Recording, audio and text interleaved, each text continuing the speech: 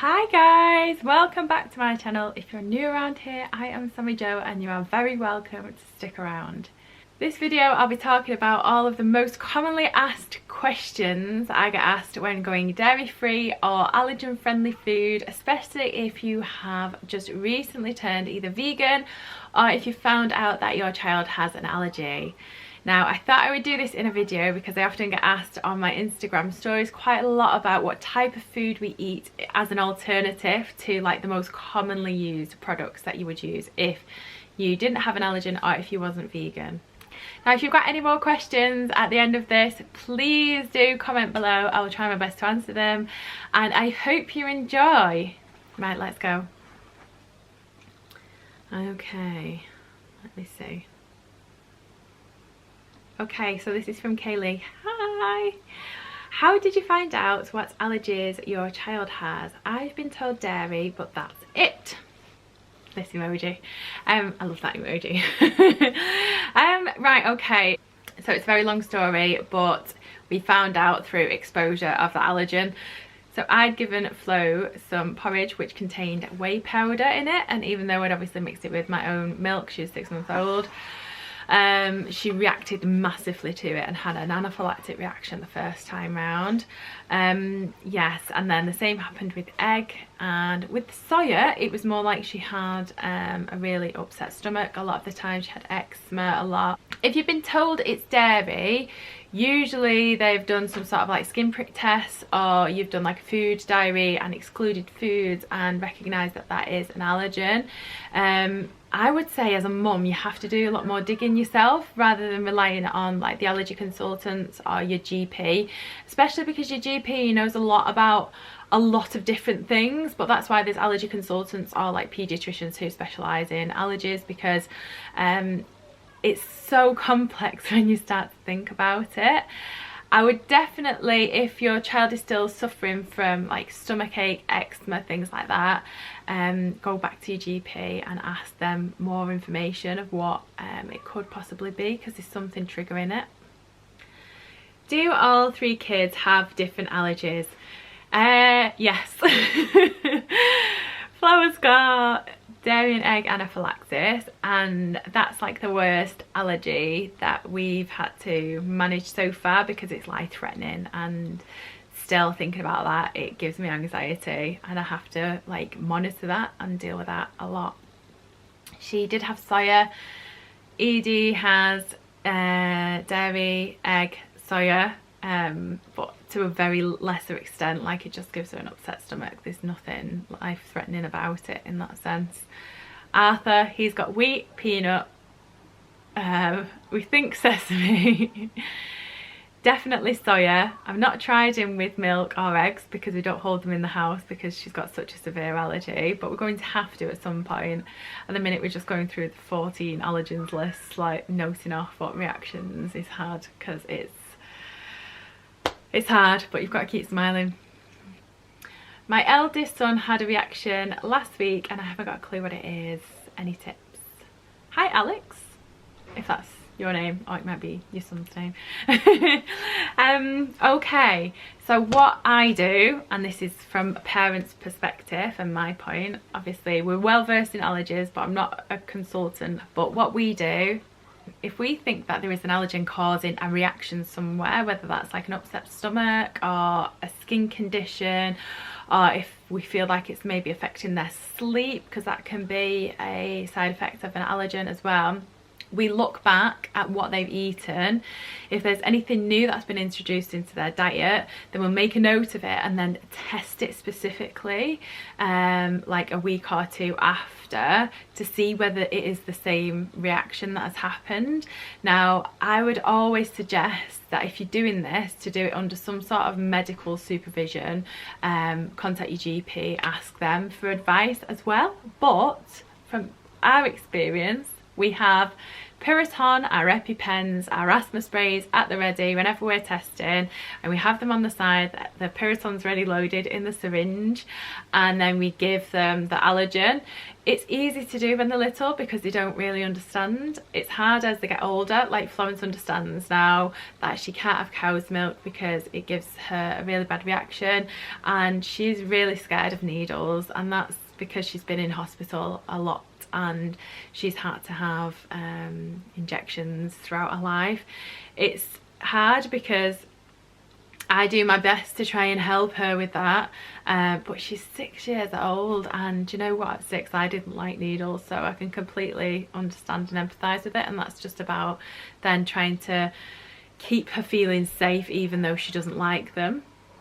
Okay, what do you have instead of cow's milk? I tried almond milk, but I don't like it in my cup of tea. Yeah, I'm with you on that.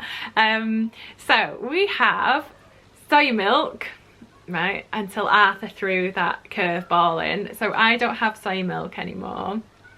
Almond milk, yes, but it's horrible in tea and coffee. Then you've got coconut milk, rice milk and oat milk. Now we do varying sort of shops within these, but recently I've started making my own oat milk because the cartons of milk that you get from like Alpro, they're sometimes on offer for £1, but usually they're £1.40 for like a litre of milk, and that's a lot of money really. And that's the thing that makes like going vegan more expensive if you're going to buy like the big brand names, but they just taste like so much nicer. So I've started making my own oat milk, and pretty much, I can do another video if people are interested in making this, but it's pretty much just porridge oats and water, a bit of salt and a bit of agave syrup, and it's just really easy to do. So if you want me to show you how to do that, that'll save you loads of money. It's really tasty too. Now that Arthur's got a wheat allergy, what bread do you have now? Right, okay, so the wheat thing was quite difficult to get used to because he seemed to have such a severe reaction to wheat. We decided to eliminate it from the house until we can test properly and see how bad it is, because usually the first reaction isn't as bad as the second reaction. Once your immune system has sort of attacked it, it then knows what that is, and then every sort of reaction after that, or the second reaction, is usually worse. That's our experience, and that's what we've been told. So we used to have Warby's bread, and I do miss it, but instead we've started to using, I think it's called Schla or Sha. I'll put a picture of it here. You're probably looking at it right now. Now the other one we use is from the range Beef Free. Now this one again has got nothing in it. Some of the wheat-free or gluten-free breads do contain soya, so if you think that your child's got a soya allergy, then you have to be careful of that.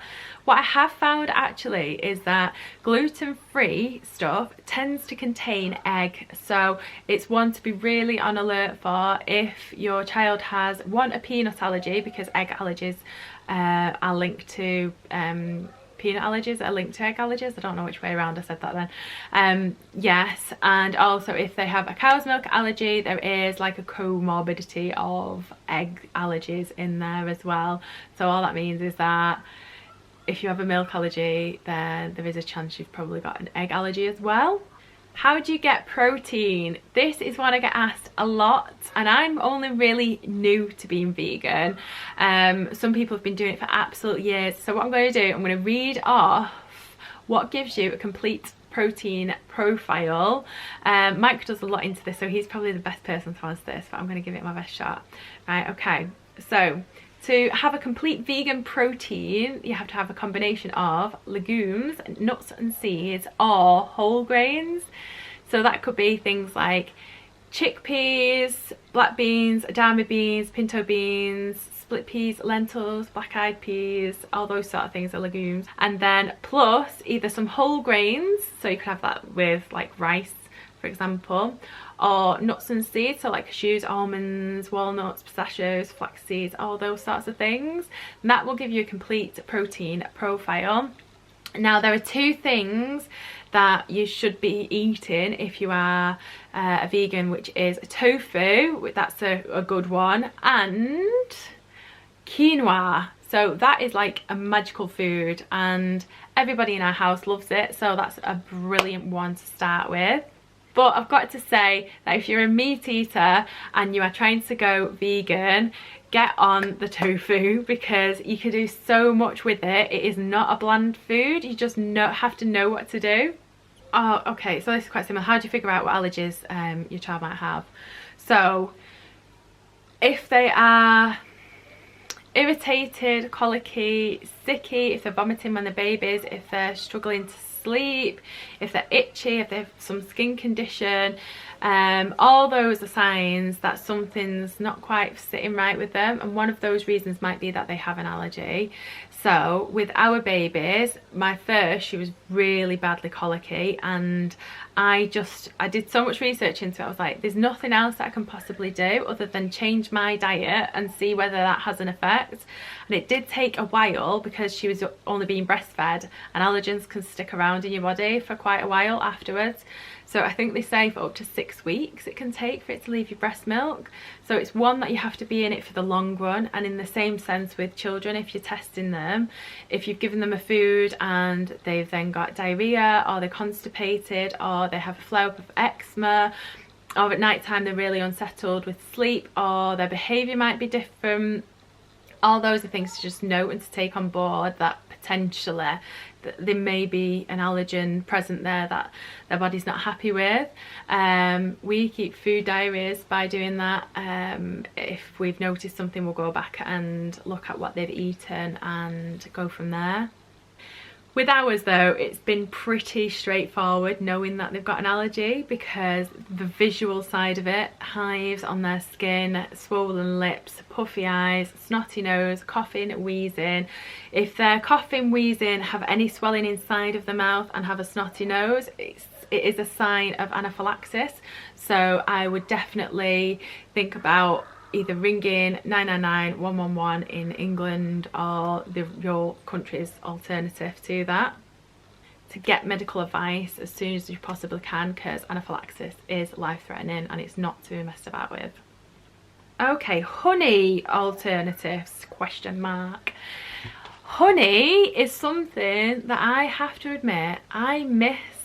So what we use is agave syrup, and that comes from an agave plant, which is pretty much like an aloe vera plant. It's like a cacti, and we use that instead of honey. But I've been recently looking into making my own dandelion honey, because apparently that's really good. It tastes really similar, and it's near enough free, because you can pick the dandelions out of your garden or in a field and make it like that.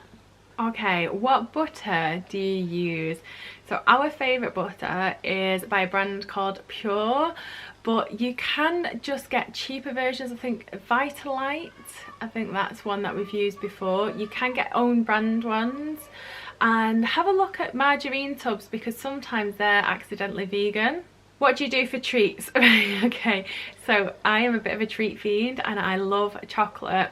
What you'll find is that most chocolate that is above that 70% cocoa is vegan. It doesn't contain any milk in there, but just have a look. The ones that we really love are Bendix. They're like mint crisps, but I think they've got soya in, so if you're avoiding soya, sorry about that. But what I do love is the chocolate spread by, I think it's Nature's Store, and I put that on a wrap and fold it up. It's really nice.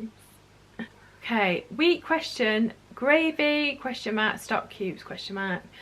Yeah, so I know what you mean by this, because we found that there was wheat in the gravy that we was using and wheat in stock cubes. So I've got, what I use is a Tesco's own brand one, which doesn't contain any wheat or dairy in it. And then the stock cubes which I use, I think they're the Knorr veg ones, because I think the OXO ones do have wheat in. Thank you so much for watching, and thank you so much for everyone who asked a question on my Instagram stories. If you're not following me already over there, then I've put the link below in the description box. Please do go and follow me over there. And yes, I will see you in the next video. Take care, loves. Bye.